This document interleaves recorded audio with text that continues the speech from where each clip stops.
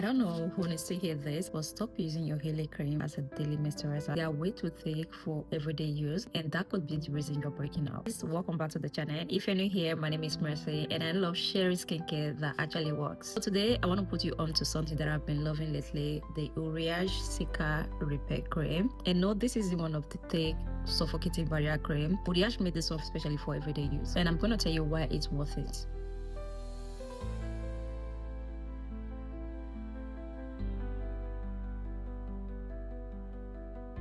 First off, the texture is so nice. It's a little bit on the thicker side, but it absorbs quickly and doesn't leave that heavy, greasy feeling most Haley cream do. I've got combination skin. I'm always nervous about trying out barrier creams, but this one feels like a moisturizer, just with extra soothing benefits. This isn't a short-term moisturizer. Uriage made this one specially for everyday use, whether you have sensitive skin, stressed, irritated, or just need the barrier support. It contains their signature thermal water, which helps calm and hydrate, plus copper and zinc to reduce inflammation and support healing. It's not comedogenic, which is just a fancy way of saying it won't clog your pores. And it's fragrant free. Honestly, it's giving a care about your skin.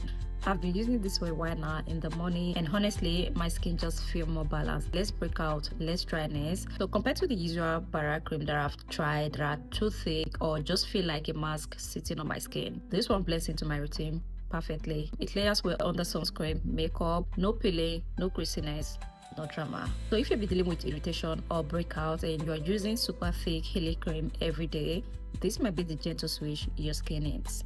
I'm not gatekeeping. Go try it and let me know what you think. If you already tried it, drop your comment in the comment section. Don't forget to like, subscribe, and I will see you all in my next one.